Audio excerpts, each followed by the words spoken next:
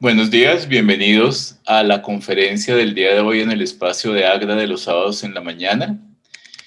El día de hoy tenemos la charla titulada La física de las auroras boreales. En ella la doctora María Gracia Batista nos hablará de estos espectáculos naturales que son unos de los más hermosos que uno puede apreciar en el cielo nocturno. Ella nos explicará los conceptos básicos, los mitos y verdades que acompañan a este fenómeno, así como la perspectiva científica de su origen y comportamiento. La doctora María Gracia es licenciada y magíster en física, actual coordinadora del Observatorio Astronómico de la Universidad de los Andes y candidata a doctora en astronomía de la Universidad Nacional de Colombia.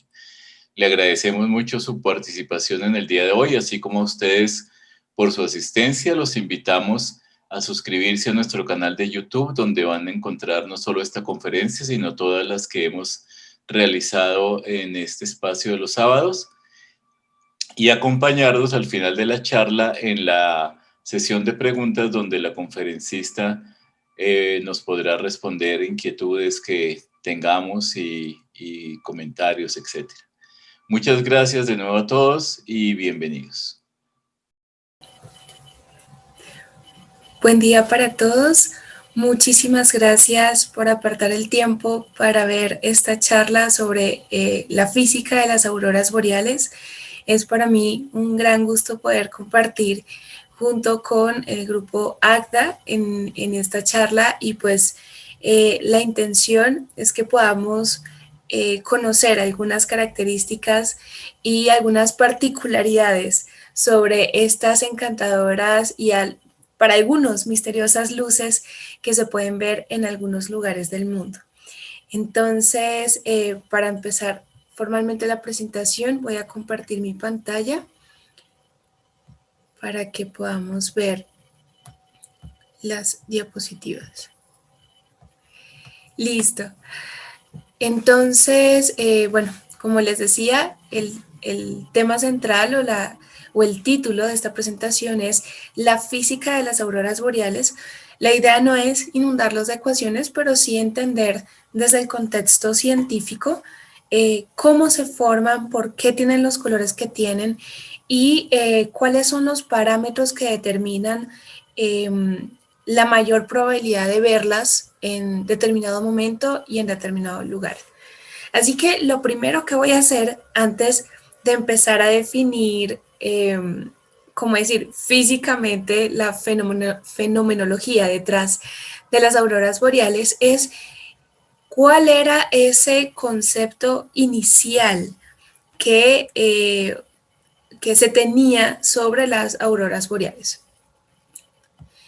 Entonces, bueno, lo primero es que el término aurora boreal viene de una, viene de una combinación de percepciones o creencias desde la mitología romana y la mitología griega.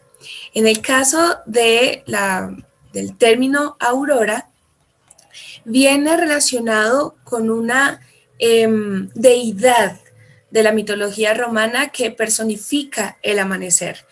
Esta deidad Aurora es equivalente a la deidad griega Eos, y pues es básicamente una mujer encantadora que vuela a través del cielo para anunciar la llegada del sol. Ella básicamente, como dice, representa el amanecer, y en este caso pues es como una relación con esos colores tan bonitos que se pueden ver en el cielo por medio de las auroras. Y pues el término de Boreas está relacionado con realmente vientos del norte, pero en este caso es más enfocado como a la dirección por lo cual se ven estos lindos colores del amanecer, más que por un tema de hacia dónde soplen o hacia dónde se dirijan las auroras boreales. Entonces, pues la combinación de estos dos términos nos habla de la visualización de este fenómeno en el hemisferio norte de nuestro planeta. Adicional a eso, el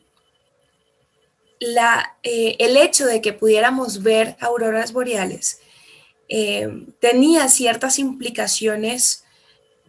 Estamos hablando de civilizaciones muy antiguas y otras no tanto.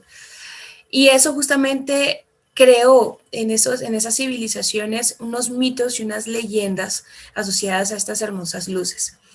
La primera de estas visiones o de estos mitos relacionados con las auroras boreales viene por parte de los vikingos, donde ellos tenían realmente como dos ideas de qué podía generar las auroras boreales. Lo primero está relacionado con las valquirias. Y bueno, lo primero es que para los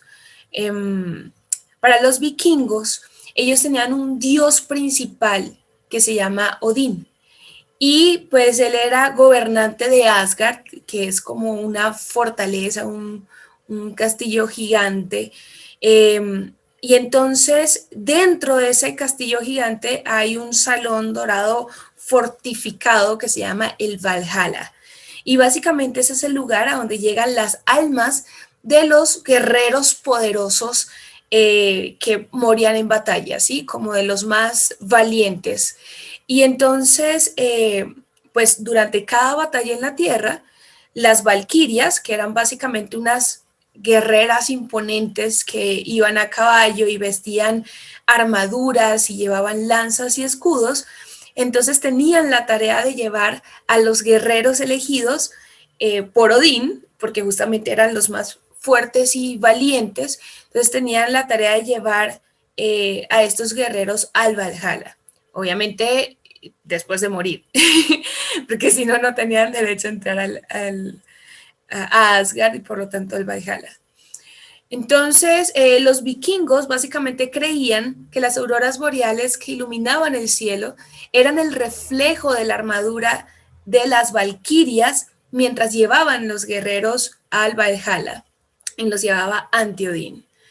Entonces, pues básicamente es ese lindo escudo o ese lindo reflejo sobre la armadura y los escudos de las valquirias generaban estas luces. Y la otra versión que ellos manejaban es que era el alma, algo así como el alma de los guerreros caídos. O sea, era más como una representación del aliento al momento de morir de estos soldados elegidos por Odín al momento del combate. Entonces, pues nada, esto básicamente mostraba cómo era importante para ellos siempre como morir dignamente para poder llegar ante Odín y eso tenía una hermosa representación en el cielo. La siguiente leyenda asociada a las auroras boreales viene de la parte de Finlandia y es que pues ellos los finlandeses llamaban a las auroras boreales algo así como Revontulet, o al menos así se lee la forma como se escribe, la forma como ellos llaman a las auroras boreales. Probablemente tengo otro acento, pero de todas maneras lo importante es que la traducción de esa palabra es literalmente zorro de fuego. Y pues esa terminología proviene del hermoso mito de que los zorros árticos producían las auroras boreales. Y básicamente eso ocurría porque estos zorros de fuego corrían por el cielo tan rápido que cuando sus grandes y esponjosas colas como que rozaban las montañas, entonces creaban chispas que iluminaban el cielo. Entonces, una cosa que podría suceder es que si esta charla yo la estuviera dando en inglés, la traducción de este término finlandés sería firefox. Y pues quizás ese término les suene relativamente similar como al buscador que se utiliza en internet, ¿vale? Y entonces de hecho es como peculiar ese logo, es justamente un zorro con una cola en llamas y podríamos asociarlo a que realmente se trata de uno de estos zorros árticos que para los finlandeses generaban las auroras boreales. Y una de las cosas que conocí cuando preparé esta charla y me pareció muy curioso y por eso se los quiero compartir, es que de hecho el logo de Firefox, del buscador Firefox, no es un zorro, es un panda rojo. Y entonces, ¿por qué si es un panda rojo? Pues es el logo de algo que se llama zorro rojo, perdón, zorro de fuego, que es Firefox. Y esa confusión realmente viene que en chino, Firefox es el mismo término para llamar al panda rojo que para llamar al panda común.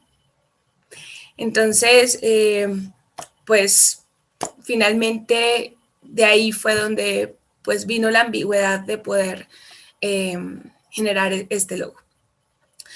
Muy bien, pero el hecho es que no está relacionado una cosa con la otra. Listo. Y pues siguiendo con estos mitos y leyendas, hay unas asociadas con los embarazos, ¿sí? La influencia de las auroras boreales en los embarazos y la verdad quedé petrificada con todas estas analogías o todas estas relaciones que hacían estos países en relación a esto de las auroras boreales. Y es que en el caso de Islandia, inicialmente se creía de que las auroras boreales ayudaban a que el proceso de parto fuera menos doloroso para las mamás, pero tenían el riesgo de que si alguna mamá veía directamente a una aurora boreal, sus hijos le iban a salir viscos, ¿sí? Sus ojos se les iban a torcer. Entonces, pues imagínense ese agüero de estar como con la paranoia de no puedo estar viendo el cielo porque si justo cojo una aurora boreal, entonces pues mi hijo sale con alguna situación ocular. Y la otra es que en Groenlandia se creía que las auroras boreales eran las almas de los hijos que morían durante el parto, de los niños que morían durante el parto. Entonces, pues supongo que es una forma bonita de decir que el alma de los niños es hermosa y que por lo tanto debe verse así de hermosa en el cielo, pero igual me parece algo bastante triste de asociar. Y siguiendo con esto está la concepción de los habitantes de Noruega, donde ya no tanto con temas de embarazo, pero lo asociaban con el alma de las solteronas, de las mujeres que nunca llegaron a casarse, al momento de morir. Entonces, pues de nuevo, suponemos que creían que tenían un alma muy bonita y que pues quedaba plasmada al momento de llegar al cielo por medio de sus colores. Y el hecho es que todas estas leyendas y todas estas creencias, de hecho, tienen algo en común. Y es que fueron creadas en países nórdicos. Y, ajá, María, so what? ¿Qué hacemos con eso? Bueno, resulta que los países nórdicos tienen una ubicación particular dentro del globo terráqueo y es que no solamente están en el hemisferio norte de nuestro planeta, sino que están al norte del norte, están pues de lo más cercano habitable a el polo norte terrestre. Entonces, pues en estos países es donde de hecho ocurre o tienen la mayor probabilidad de evidenciar una aurora boreal. Por eso no están estos mitos y leyendas en Brasil, no sé, en Ecuador, en cualquier otro país más cercano hacia el Ecuador terrestre. Entonces, en esta imagen que está acá les muestro un modelo que se hace como en función de varios parámetros del clima espacial para poder modelar y predecir cuáles son las zonas del planeta que van a tener mayor probabilidad de generar una aurora boreal. Si les da curiosidad y quieren buscar luego sobre esto o quieren ver cómo dónde en este momento puede estarse generando una aurora boreal, pues pueden entrar a pueden googlear Ovation Aurora Model y entonces ya con esto ya van a ingresar a esta página, no hay que suscribirse ni nada, pero es muy chévere porque justamente fíjense que muestra en una escala de colores la probabilidad de que esté ocurriendo una aurora boreal y sobre qué zona del planeta. Y no nada más eso, sino que justamente les da una relación de la energía o la densidad de energía, ¿sí? La cantidad de energía por unidad de área. Entonces, básicamente eso les va a decir qué tan intenso podría ser la visualización de esa aurora boreal en esa región que está marcando ahí. Entonces, ¿cómo Ovation puede hacer esta simulación? ¿Cómo podemos llegar a esta interpretación de que ahí es el lugar más probable y con esa intensidad para que se genere una aurora boreal? Entonces, para eso tenemos que analizar y tenemos que, pues, entender el proceso de formación de una aurora boreal y para eso tenemos también que entender a el mayor responsable de que esto ocurra y es el Sol. Así que les voy a poner este videito que les conseguí. Así. Y entonces, pues, el Sol es nuestra estrella de comparación para todo, de edad, brillo, y entonces básicamente utilizamos telescopios espaciales para poder monitorear esa actividad de nuestra estrella. Y cuando hablo de actividad, hablo de esas regiones que ven ahí como un poco más blancas, porque son en esas regiones donde justamente ocurren eyecciones de material de la superficie de nuestra estrella, que es básicamente una materia que se llama plasma, o sea, no es sólido, líquido ni gaseoso, es un estado aparte donde el material está sumamente caliente y está cargado eléctricamente y electromagnéticamente, de hecho. Y entonces, pues producto de esas interacciones magnéticas puede ocurrir lo que estamos viendo en este momento, que es una eyección de masa coronal. Y eso va a llevar unas partículas, además de fotones, unas partículas masivas y pues eso va a ser liberado al espacio. Esa eyección podría ir en dirección hacia la Tierra y como vemos acá, vamos a tener un escudo alrededor de nuestro planeta que se llama magnetosfera o magnetosfera. Ese escudo magnético invisible para nosotros justamente se encarga de redirigir esas partículas masivas de la eyección de masa coronal y entonces en primera instancia la parte que se consigue con la magnetosfera va a dirigir esas partículas a la región que todavía es de día de los polos terrestres y va a generar unas auroras que no son visibles. Y pues en este caso lo que estamos viendo es la dirección de esas partículas por medio de las líneas de campo magnético de la magnetosfera y entrando a la atmósfera de la Tierra, pero en el lado que es oscuro. Entonces, pues en ese proceso esas partículas van a chocar contra los átomos de nuestra atmósfera y podrían generar, dependiendo de la energía con la que ocurran esos choques, una interacción con los electrones de los átomos de esos elementos químicos y entonces podría liberar un fotón, como vemos acá, relacionado con la energía con la que se produjo ese choque. Entonces, eso terminaría generando o induciendo a la formación de un resplandor de diferentes colores asociados a esas energías liberadas por los choques.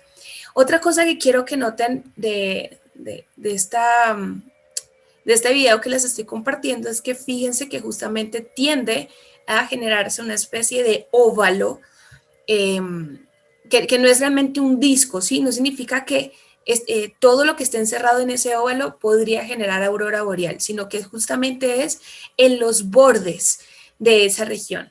Y pues no recuerdo muy bien el término, no soy buena aprendiéndome cosas, pero creo que se llama óvalo, eh, eh, óvalo de aurora u óvalo aurorial, algo así se llama. Anyway, entonces el hecho es que justamente eso es lo que trata de predecir el modelo Ovation para poder determinar cuáles son las zonas que van a tener mayor probabilidad de generar una aurora boreal. Bien, entonces en esta primera idea de cómo se forman, podríamos pensar, bueno, son un montón de partículas que están entrando a nuestra atmósfera, producto de una erupción que ocurrió en nuestro Sol. Y son partículas muy aceleradas, son partículas muy energéticas. Entonces, eso podría hacernos daño. O sea, ¿cómo nos influye eso para nosotros acá en nuestra vida en la Tierra? Bueno, lo importante, lo primero que les quiero decir es que podríamos asociar con que las auroras boreales son importantes para la vida. Ahora, fíjense que le pongo un asterisco, ¿sí? Ciertas condiciones aplican, porque realmente para aseverar, algo como eso, pues realmente deberíamos pensar que la aurora per se es importante para la vida del ser humano y la verdad es que no tanto. El hecho realmente de que podamos ver aurora boreal, de que podamos presenciar en nuestro planeta que ocurren auroras boreales, es lo que es importante para la vida, porque si no tuviéramos ese escudo magnético que nos protege de esas eyecciones, entonces, pues esos choques de esas emisiones del Sol que ocurren constantemente, o sea, no es que las eyecciones de masa coronal son constantes hacia la Tierra, ¿sí? Porque realmente somos tan pequeños ante el Sol de que realmente nos llegue una lo suficientemente fuerte, esa no es como lo más frecuente, pero realmente lo que quiero decir es que el Sol sí está emitiendo constantemente partículas energéticas, además de fotones, y el choque constante de esas partículas sobre nuestra atmósfera podría erosionarla y podría terminar disipándola, evaporándola, que es más o menos lo que se cree que ha ocurrido con Marte, que es el proceso por el cual se asume que ha ido perdiendo su atmósfera. Marte no tiene, hasta las mediciones que han hecho las sondas y los rovers que están en su superficie, un campo magnético pues global lo suficientemente fuerte para generar auroras boreales. Entonces, pues el hecho de que tengamos magnetosfera hace que sigamos teniendo atmósfera. Eso nos hace entonces infalibles, eso entonces nos mantiene totalmente a salvo, más o menos, porque de hecho, a pesar de la magnetosfera, pues igual la radiación que pasa a través de nuestra atmósfera proveniente del Sol, sobre todo el componente UV, que aunque es poco, igual existe, y entonces esas partículas UV de hecho son las responsables de que tengamos oxígeno en forma monoatómica en las capas más externas de nuestra atmósfera, porque justamente los fotones ultravioleta son partículas muy energéticas que separan el oxígeno cuando está en forma molecular, cuando están los dos unidos, y los deja cada uno por separado. ¿Listo? Entonces, nos protege, pero hasta cierta cantidad. Bueno, María, pero estás hablando de fotones y pues tú comentaste que las auroras boreales, más que por los fotones, se forman por partículas cargadas. Sí. Entonces, hay otra vulnerabilidad que tenemos con estas eyecciones de masa coronal que puedan venir a nosotros. Y es que literalmente, si fuera lo suficientemente fuerte esa emisión, esa ráfaga del Sol que nos llegara, básicamente podría devolvernos a la época de las cartas. Sí, o sea, imagínense literalmente de unos días a otros perder el internet en el mundo. Sí, o sea, es decir, todo lo relacionado en este momento y ahora más con el tema de la pandemia, vemos cómo somos tan dependientes del internet y no hablo necesariamente de redes sociales, hablo de la banca, hablo de la transportación, hablo de la salud, o sea, todo en este momento está relacionado de una u otra forma con el Internet y que de una forma inesperada, bueno, chasqueo mis dedos, pero realmente no es una cuestión ni siquiera de 8 minutos, es una cuestión de un par de días, pero de todas maneras, de una manera súbita, tener que volver a la época sin Internet sería realmente catastrófico para nuestra civilización. Entonces, ¿por qué estamos tan a merced de eso si tenemos un par de días, como acabo de decir? Bueno, porque nosotros estamos, o sea, nosotros desde la Tierra, estamos aproximadamente a 150 millones de kilómetros del Sol, que es lo que nosotros determinamos como una unidad astronómica desde la astronomía. Pero a la luz, a los fotones, les toma alrededor de 8 minutos salir desde la capa más externa de la estrella, que es la fotosfera, o por lo menos en esa capa es donde se generan los fotones que percibimos desde la Tierra. Y desde ese punto hacia nosotros son alrededor de 8 minutos. Pero, estas partículas que generan las auroras boreales, estas partículas eyectadas con, o emitidas durante las eyecciones de masa coronal, estamos hablando de básicamente electrones, de otras partículas que son masivas y ya por el hecho de tener masa no pueden ir a la velocidad de la luz. Van entre 300 y 1000 kilómetros por segundo, ¿sí? Pero no es la velocidad de la luz.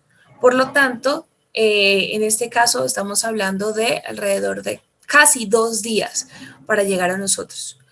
María, entonces si demora casi 2 días, ¿cómo es posible que con toda nuestra tecnología y todo el avance no se puedan proteger los satélites? No podemos proteger nuestras comunicaciones para que no haya ese efecto apocalíptico que estás describiendo. Ok, los entiendo.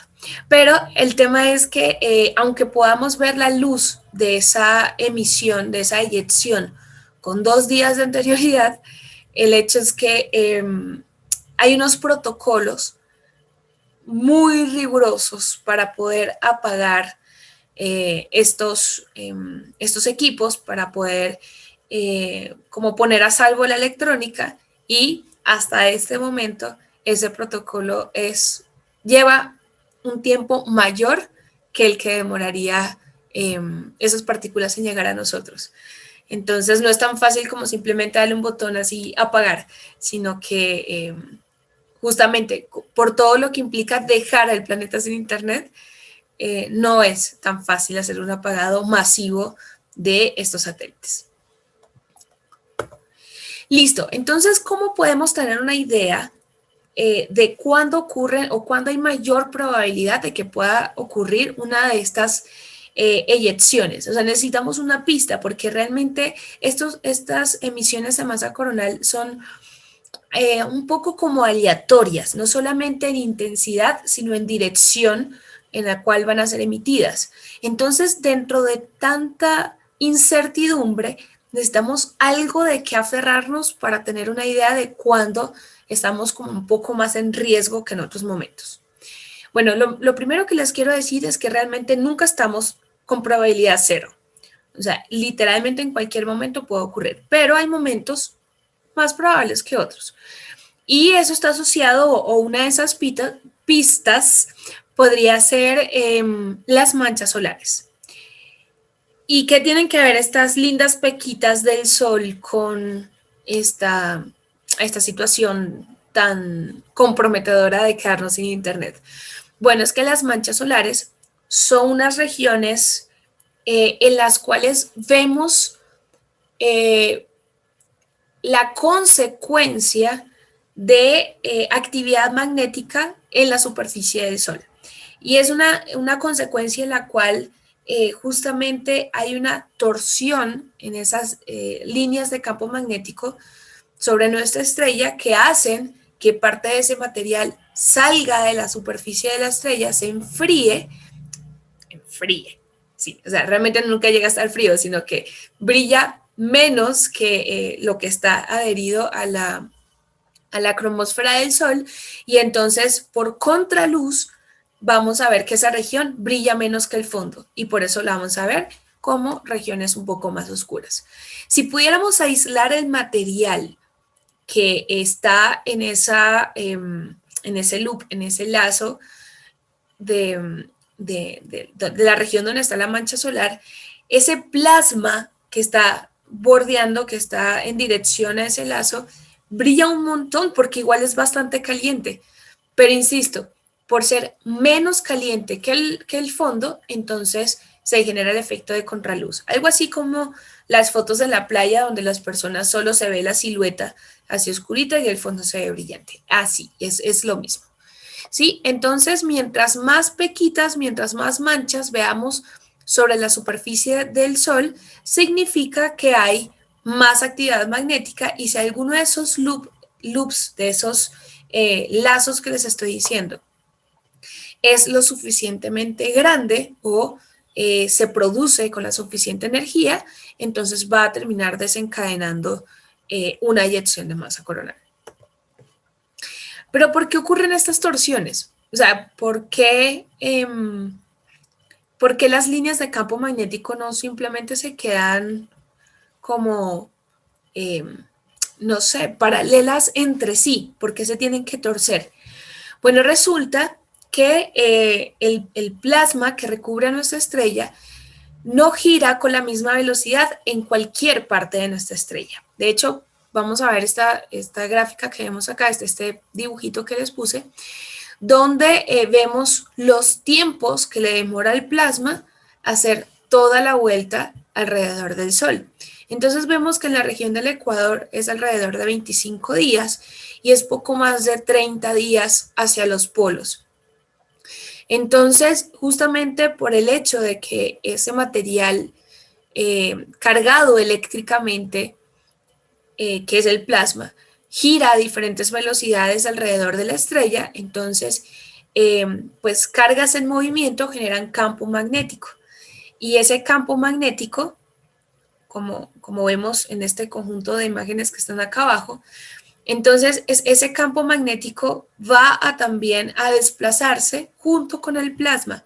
Y fíjense que si pudiéramos haber visto eso en el momento cero, donde esas líneas de campo magnético estaban todas lisitas, ¿sí? Sin derechitas, sin torsiones, entonces ponemos a girar al Sol y entonces esas líneas de campo magnético van a ir moviéndose junto con el plasma, y fíjense acá en la segunda imagen cómo pues ya en la región del Ecuador hay un desplazamiento mayor de esas líneas de campo magnético que hacia la región de los polos.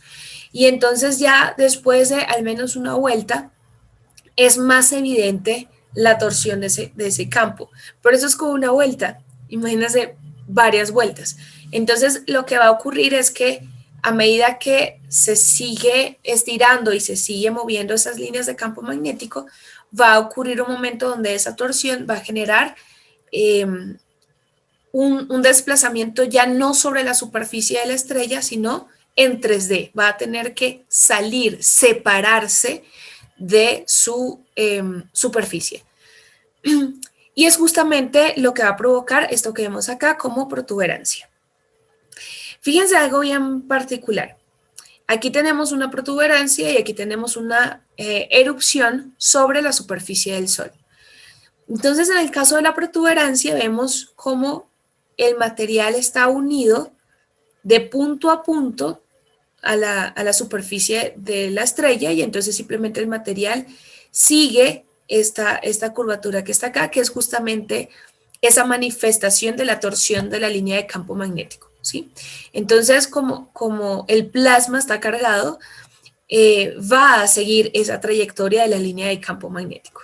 Si no, no tendríamos forma de saber que ahí hay una línea de campo que está saliendo, porque para nosotros es invisible esa información de las líneas de campo magnético. Pero realmente lo que quiero enfatizar con esto es que el material se queda encapsulado, se queda encerrado en ese loop y entonces literalmente por gravedad ese material, ese plasma va a caer de nuevo hacia la estrella, algo así como una lluvia de plasma. Pero más allá del viento solar que pueda tener nuestra estrella, ese material mayoritariamente se queda o se devuelve a la estrella. Pero justamente esta protuberancia puede ser mucho más grande, puede ser muy energética, y entonces esta línea de campo magnético que ven acá puede terminar rompiéndose y generando una erupción.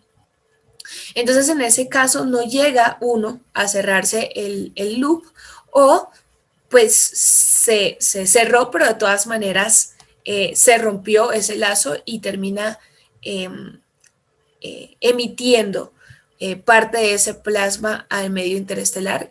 Y justamente si tenemos la suficiente mala suerte, podría ser una emisión en dirección a nosotros. ¿Vale? Entonces, justamente donde están estas protuberancias, por supuesto, esta está a una escala desmesurada, una escala gigantesca, pero realmente en esas regiones donde vemos protuberancias, probablemente es donde se generan estas manchas solares, porque justamente este material que está acá, era lo que les decía, en ese punto, en esta región que está separada de la fotosfera y de la cromósfera, pues como el medio interestelar es tan frío, entonces este material va a perder parte de su temperatura y por lo tanto va a brillar menos que el resto. Cosa que eventualmente cuando este material vuelva a caer, va a recuperar su temperatura. Y por eso también, entre otras cosas, las manchas del Sol no son como lunares, no son como pecas, porque para nosotros los lunares y las pecas son permanentes. En el caso del Sol, estas manchas van a tender a diluirse con el tiempo. Entonces, un detalle que me gustaría resaltar es que esas manchas solares tienen como unas regiones específicas, que es la umbra, la región más oscura de la mancha solar, y una región circundante a la umbra que se llama penumbra, ¿sí? Entonces es lo que hace como una especie de gradiente, una escala de intensidad desde la zona más oscura hasta pues lo que es la luminosidad promedio de la superficie del Sol.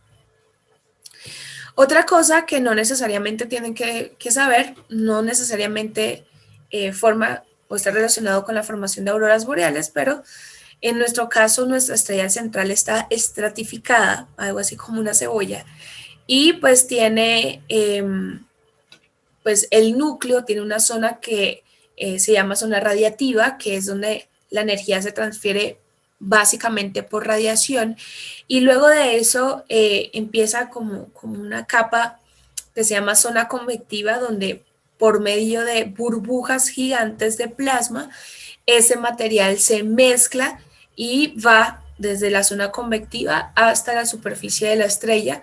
Entonces, como lo que está en la zona radiativa está más caliente que en la parte alta de la estrella, entonces el material que está muy caliente va a querer elevarse y al elevarse va a perder un poco, se va a expandir y va a perder un poco su temperatura y entonces pues ya una vez de que ese material se enfría, se condensa y va a querer por gravedad, caer de nuevo hacia la zona radiativa. Entonces eso es lo que termina generando esas burbujas, ese reciclaje de material. Y pues como la envolvente, la tapa, sí es eso, la envolvente del Sol es lo que conocemos como la combinación de la cromósfera y la fotosfera, que pasa de casi 16 millones de grados en el núcleo hasta alrededor de 6.000 grados en la superficie. Entonces es como la región menos caliente de la estrella y es la que justamente el término fotosfera está relacionado con fotones y es la región donde se generan los fotones que son visibles para nosotros. La estrella, esta y todas, son opacas, es decir, que no podemos ver a través de ellas, no son bolas de cristal. Entonces, a lo que quiero decir con esto es que aún si tuviéramos la capacidad de ver en el interior de las estrellas, esas temperaturas son tan altas que estarían en unos rangos de frecuencia en las cuales no seríamos sensibles. ¿Significa que no lo pudiéramos estudiar? No, sí lo pudiéramos estudiar porque tenemos sensores que pueden percibir y medir radiaciones que son invisibles para nuestros ojos. Pero de todas maneras, lo que quiero decir es que literalmente no lo podríamos ver. Así que lo que podemos ver realmente sale de acá. Muy bien, y estas lindas pequitas chiquititas las vemos tan pequeñitas en esa imagen que les ponía hace unos minutos, pero realmente son unas cosas súper grandes, son de al menos el tamaño de nuestra Tierra, o por lo menos las que podemos ver desde acá, desde la Tierra, con nuestros telescopios convencionales o nuestros telescopios solares, son del tamaño de la Tierra. Así que realmente voy a devolverme un momentito. Estas manchitas que ven acá, eso es más o menos lo que representamos ante el Sol. O sea, somos supremamente pequeños. Y el Sol no es exactamente una estrella especialmente grande. Así que realmente somos ni siquiera un grano de arena en el universo. Somos aún más pequeños que eso. Y pues justamente la idea es hacer un seguimiento del número y de las dimensiones de estas manchas solares para poder ir como teniendo una idea de la actividad del Sol.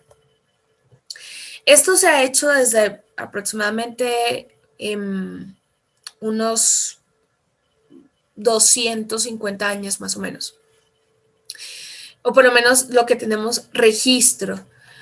Esta imagen que les coloco acá es justamente como una especie de histograma de esa cantidad de manchas solares que se han podido medir por medio de telescopios o telescopios solares o telescopios convencionales con algún filtro en especial. Y quiero ser enfática con esto porque si alguno de ustedes tiene un telescopio y les parece interesante esto que les estoy contando y dicen, ay, yo también quiero llevar un registro de las manchas del Sol e intenta ver directamente el Sol con su telescopio sin ningún filtro, entonces va a ocurrir algo muy similar con el ejercicio, con el experimento de poner una lupa bajo el Sol y abajo una hoja seca, ¿sí? Que se quema, se achicharra la hoja producto de esa concentración de luz. Bueno, solo que el telescopio es la lupa y la hoja son sus ojos, ¿sí? Entonces, nunca, nunca, nunca, bajo ningún concepto, vayan a utilizar su telescopio para ver ni siquiera cercano a donde está el Sol. Para eso, si tienen un telescopio convencional, hay unos filtros solares, es un accesorio que se le puede agregar a la óptica de su telescopio para que pueda servir durante el día. Y si no, están telescopios solares tipo coronados. Dicho esto, puedo continuar con lo que les estaba diciendo. Y es que, pues, el Sol no siempre tiene la misma cantidad de manchas.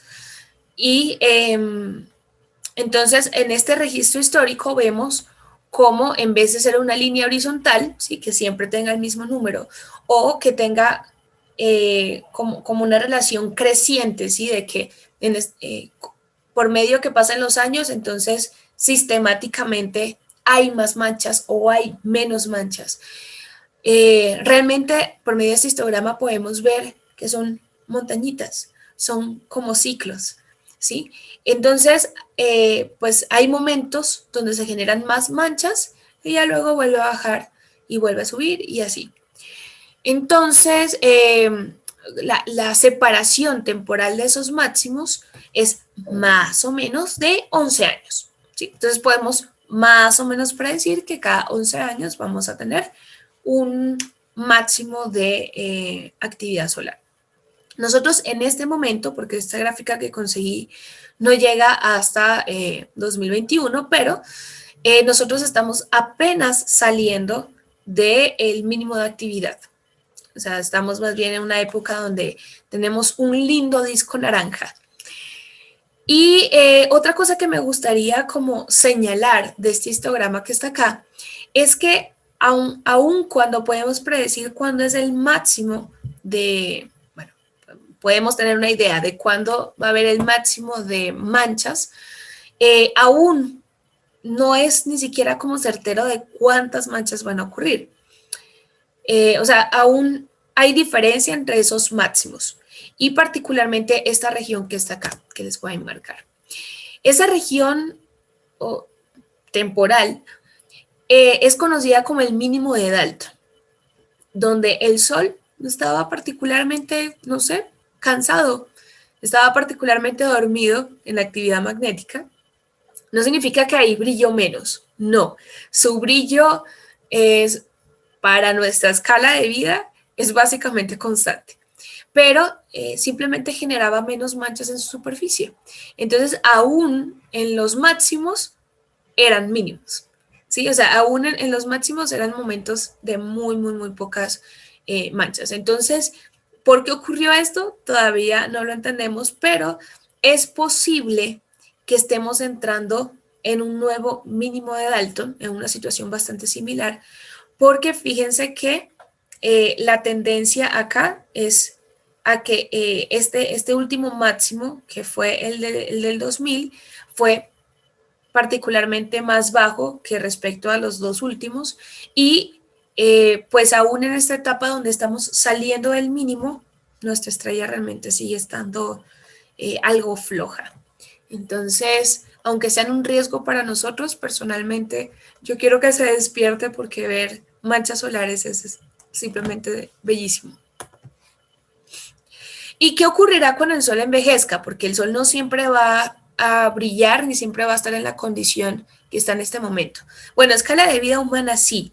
Si dedicáramos nuestra vida entera a ver al Sol, o bueno, si dedicáramos alrededor de 50 años a ver al Sol, pero de manera interrumpida, o sea, no dormimos, no comemos, no nada. 50 años exclusivos a observar a nuestra estrella.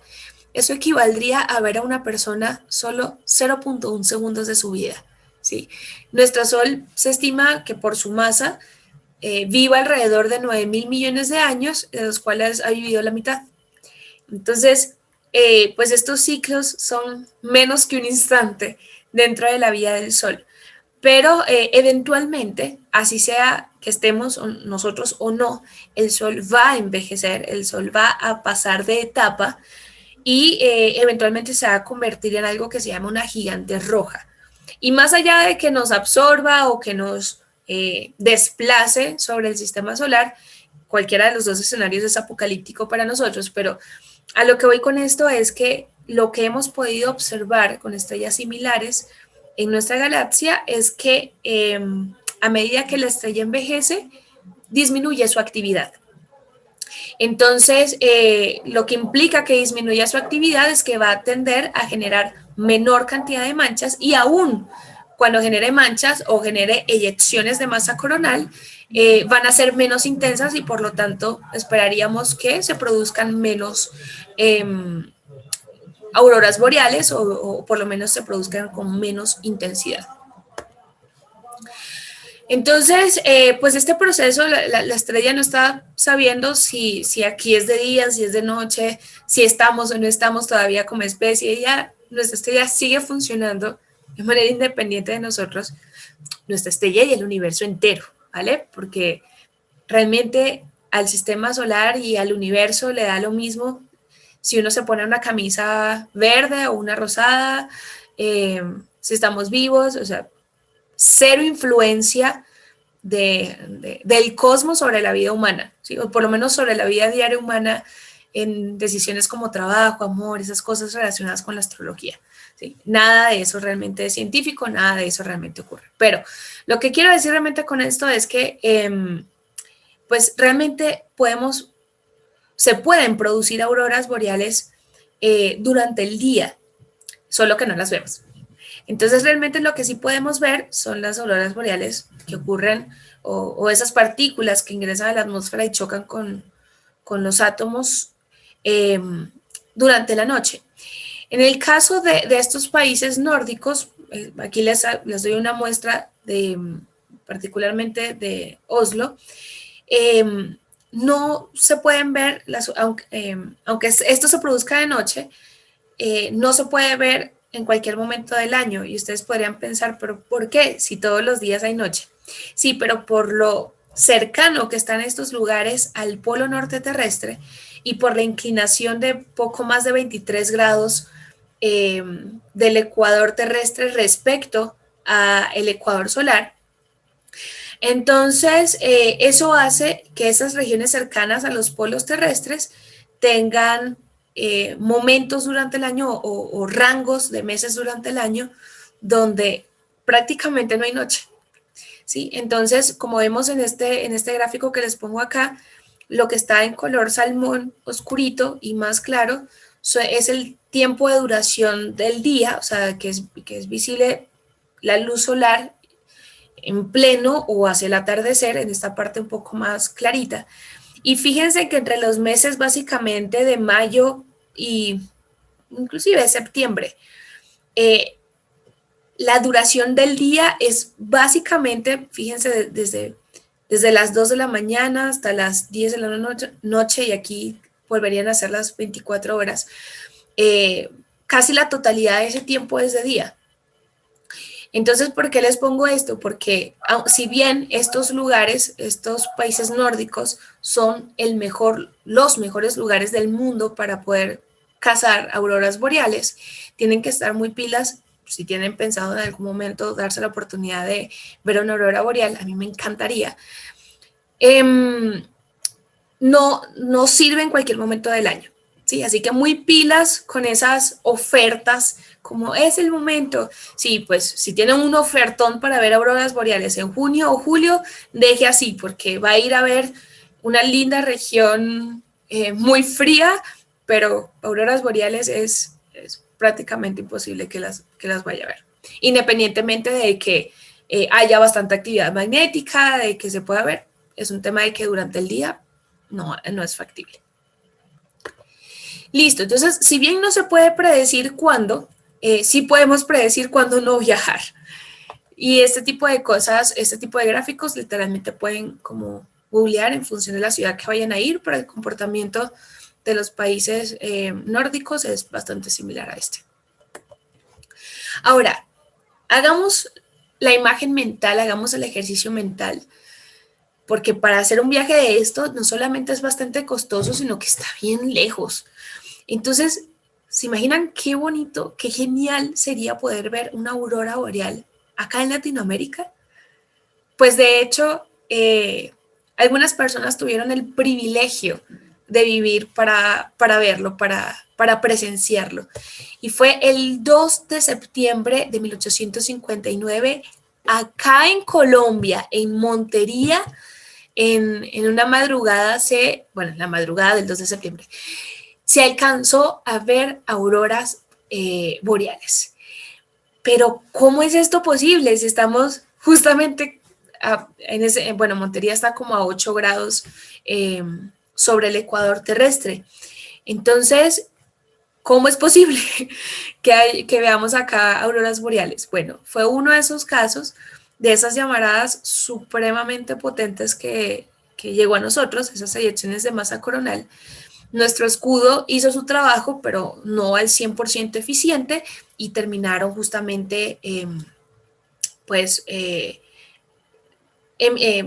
generando auroras boreales tan largas, tan intensas, que la línea llegó inclusive hasta una región cercana al ecuador terrestre.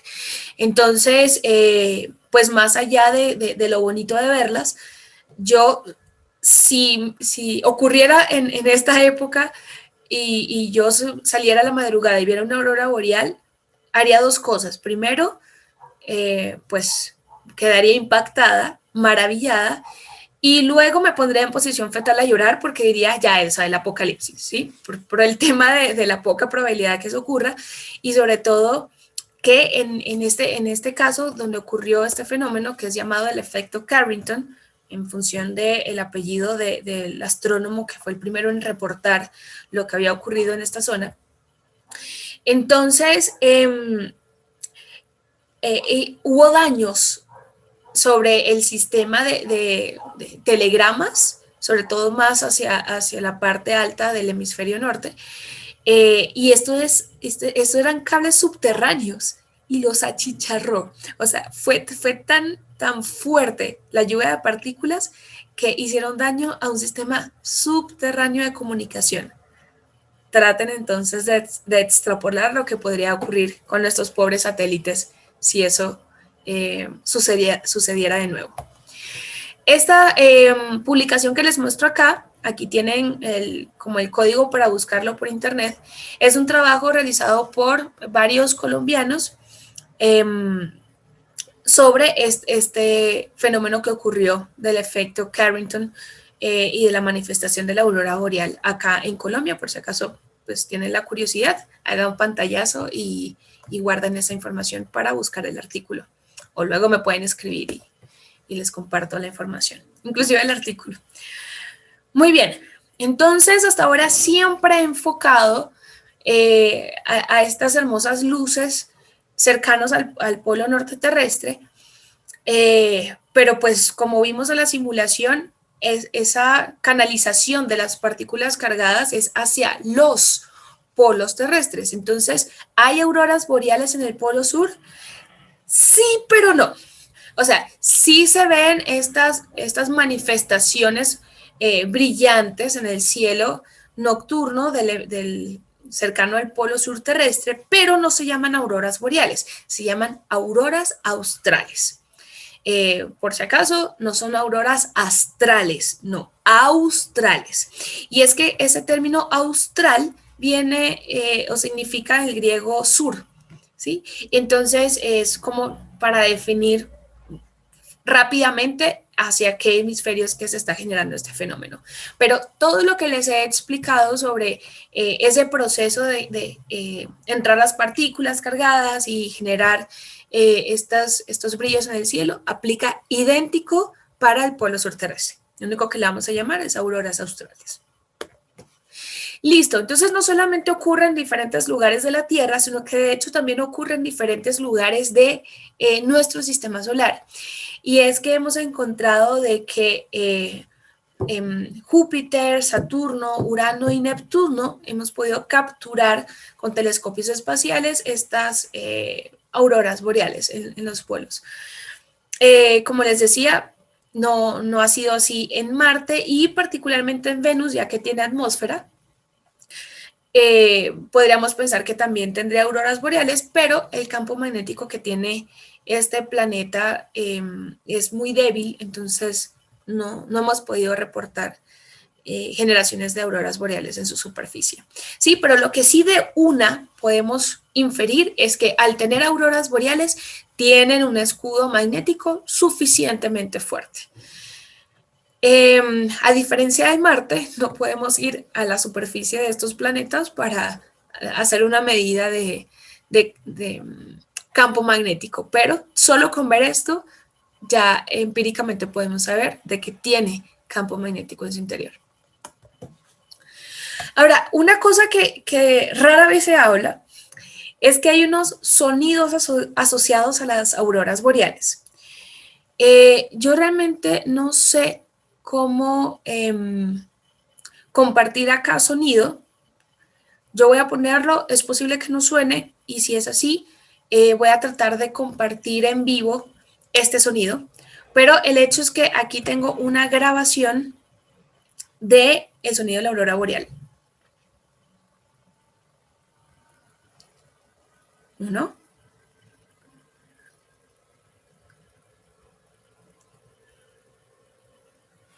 2. Entonces, pues en este fragmento de video que publicó en su momento BBC Mundo, Para ese momento se creían, y de hecho dejo este pedacito de video acá, donde se decía que estos sonidos provenían directamente de las auroras boreales alrededor de 70 o 80 kilómetros sobre el suelo. Ya lo van a escuchar, si no se alcanza a grabar, les digo, es como un chasquido de dedo, como una palmada, así de rápido y puntual el sonido, y pues un grupo de investigación finlandés se ha encargado de hacer como esta secuencia de sonidos que relacionan visualización de aurora boreal con estos sonidos que les acabo de poner. Entonces, ¿qué podría generar ese sonido? Bueno, resulta que en el caso de nuestra atmósfera, y muy similar a esta simulación, a medida que nos vamos a las capas más externas de nuestra protección gaseosa, hay menor densidad de partículas, que son estos puntitos blancos que están pintados acá. Entonces, esos son las moléculas de aire o átomos del aire de nuestra atmósfera, y fíjense que cambian de color a medida de que alguna de estas partículas cargadas que se dirigen por medio o siguiendo las líneas de campo magnético de la Tierra, hace que cambien de estado y que se libere un fotón. Entonces, pues eso se produce porque realmente pues, los átomos de los diferentes elementos químicos tienen como un núcleo y una cantidad de electrones alrededor. Esa cantidad y disposición de esos electrones es lo que diferencia un elemento químico de otro. Pero lo que sucede en común es que si en este caso está representado es un fotón, pero es un proceso bastante similar con esta partícula cargada. Entonces, si esta partícula cargada incide directamente sobre un electrón y le transfiere, producto de ese choque, la energía suficiente, entonces ese electrón podría pasar de su estado, aquí, de su estado base, del estado en el que estaba, tranquilo, a un estado de mayor excitación, un estado de energía mayor. Pero si eso ocurre, ese proceso es inestable porque esa energía es prestada, y al igual que nosotros los domingos tendemos al reposo, entonces el electrón va a tender a volver a su estado energético original. Y pues el electrón cuando hace eso, cuando espontáneamente decae al estado energético donde estaba antes de ese choque, entonces va a liberar toda esa energía que recibió, toda esa energía prestada, esa energía que no era suya. Y esa energía se transmite o se eyecta, se libera en forma de fotón, porque el fotón es solo energía, o sea, el fotón no tiene masa, ¿listo?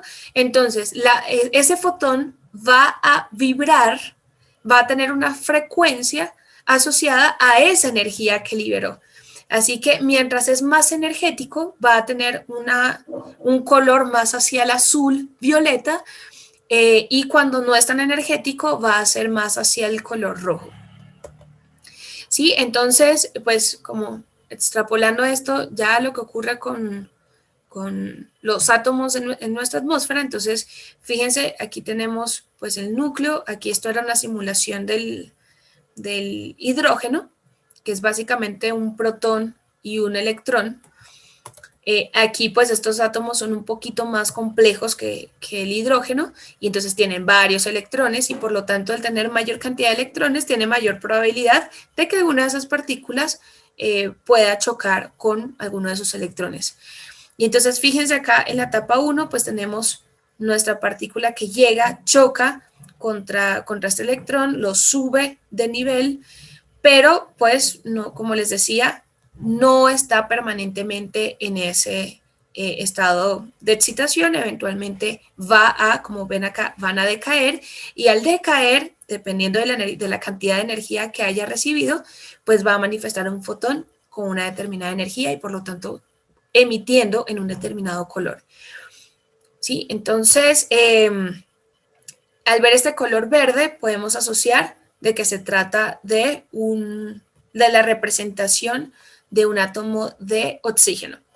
¿Sí? Entonces, en este caso hablamos de que la frecuencia con la que va a oscilar ese fotón que libera esa colisión, o ese cambio de energía, mejor dicho, producto de la colisión, es de alrededor de 550 nanómetros. Y pues, ¿qué es lo que va a determinar más allá de la composición química? Que tengamos auroras boreales verdes, azules, moradas, rojas, básicamente la altitud. ¿Y por qué la altitud? Porque justamente la altitud es la que va a modelar esa concentración de átomos en nuestra atmósfera. Entonces, viendo desde el suelo a más o menos 80 kilómetros de altura del suelo, hay mayor concentración de nitrógeno molecular o nitrógeno ionizado. Ya entre 100 y 250 kilómetros hay una combinación de oxígeno monoatómico con nitrógeno ionizado y finalmente, pues al estar ionizado significa que está separado, entonces significa que, o sea, que se le ha arrancado al menos un electrón, entonces literalmente pesa un poquito, pero pesa menos que cuando está completo, y entonces por eso puede subir un poquito más, ¿sí? Porque es más liviano. Pero ya después de 250 kilómetros, ya básicamente se encuentra ese oxígeno monoatómico solo, ¿sí? Porque ya esto es muy pesado para estar aquí flotando tan alto. ¿Y por qué no oxígeno molecular? Porque justamente los fotones ultravioleta que ingresan, y sobre todo esta parte que es tan alta, ya casi el extremo superior de la atmósfera, entonces los fotones ultravioleta separan el oxígeno molecular y lo deja monoatómico. ¿Listo? Entonces, justamente, pues esto es como la primera barrera con la cual se encuentran las partículas al entrar a nuestra atmósfera y pues se requiere, como están solitos, están aislados, no tienen como electrones libres que puedan chocar y ayudar a excitarlos más, entonces con relativa poca energía estos átomos de oxígeno se excitan, cambian de nivel y al ser de color rojo podemos inferir de que son transiciones poco energéticas y por lo tanto como frecuentes. O sea, que son transiciones muy rápidas. Luego, si la partícula cargada pasa, como esta barrera donde está el oxígeno monoatómico y se encuentra pues ya entre 100 y 250 kilómetros, entonces ahí hay pues mayor concentración de oxígeno y de paso, como les decía, están como los electrones libres en ese ambiente producto del nitrógeno ionizado. Entonces, adicional a los choques de las partículas que provienen de la eyección de masa coronal, entonces también puede haber una excitación producto de alguno de esos electrones libres y podría ayudar a que se genere una transición energética más intensa, que en este caso se manifestaría con color verde. Les recuerdo que en el arco iris tenemos un extremo que es azul, que es el de máxima energía, un intermedio que es amarillo-verde, que es el rango en el que nosotros somos más visibles, y el otro extremo que es el de menor energía, que es rojo. Así que al ver el color verde, que son los 550 nanómetros que les decía, significa que es una emisión, es una liberación de energía mayor que en el caso de color rojo. Finalmente, y en función de lo que les acabo de decir, pues aquí es donde generalmente se produce la mayor cantidad de choques, ¿sí? Porque es una concentración sustancialmente mayor de partículas que en la capa externa de la atmósfera. Pero suponiendo que la partícula lograra atravesar esta barrera como intermedia, entonces significa que son partículas bien, con mucha energía, bien energéticas, y entonces esos choques serían tan fuertes que generarían transiciones en el nitrógeno, pues transiciones muy energéticas a su vez, y en este caso, como les decía, se tendería hacia el azul morado, que es la región de mayor energía de fotones, ¿vale? Bueno, en el rango visible, porque luego del azul violeta viene el ultravioleta, rayos X, rayos gamma, pero en este caso estamos viendo como el límite inferior de pues el rango que es visible para nosotros. Entonces, si bien aquí se generan las emisiones más intensas, más energéticas, son las menos probables. Por eso la mayoría de las auroras boreales, como esta que tengo en el fondo, son de color verde, porque es la región de mayor probabilidad de generación de auroras boreales. Entonces, volviendo al tema del sonido, entonces esos choques de partículas que les estoy mostrando son los responsables de los sonidos que escuchamos. Es lo más intuitivo y por mucho tiempo se creyó. Pero justamente a partir de este estudio sistemático de la relación del momento de visualización de una aurora boreal con el sonido, podemos saber que eso no es así. Y los voy a mostrar con esta cuentita muy sencilla, ¿sí? El tiempo entre que vemos a una aurora boreal y escuchamos ese sonido es poniendo el límite inferior que vemos acá, en el cual se generan las auroras boreales, que son 80 kilómetros. 80 kilómetros es lo mismo que decir 80.000 metros. Y el sonido se propaga en el aire a una velocidad prácticamente podemos encerrar en 350 metros sobre segundos. Así que 80.000 metros entre 340 metros sobre segundos implica que el tiempo que demoraríamos desde que se produzca un sonido a esa altura y que nosotros la escuchemos, tendría un delay, un retraso en el sonido de alrededor de 4 minutos. Y pues los sonidos que han sido capturados por las auroras boreales es alrededor de 5 segundos después de ver la aurora boreal. Entonces, ¿qué es lo que genera ese sonido que asociamos con las auroras boreales?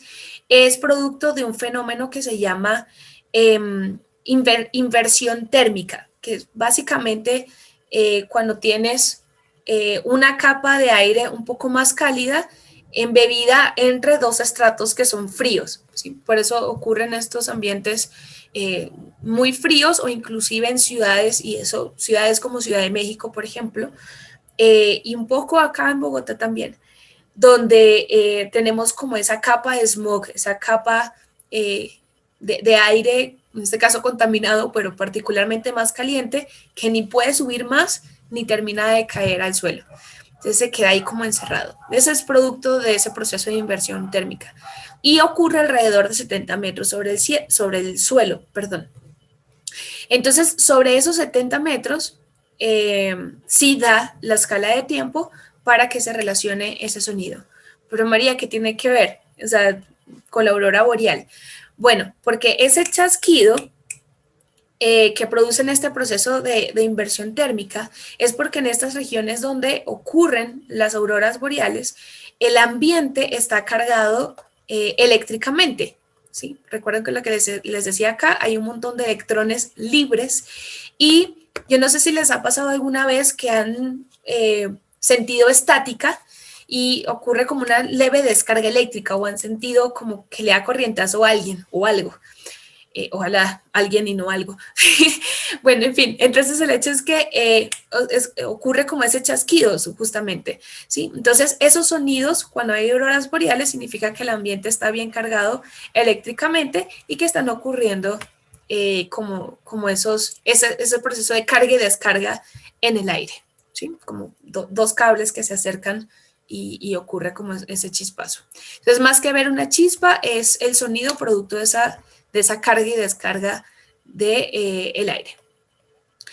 Muy bien, entonces si tuviera que darles alguna última recomendación, al menos en esta parte pues grabada, sería si tienen pensado ir a ver una aurora, ir a viajar para poder ver alguna aurora boreal,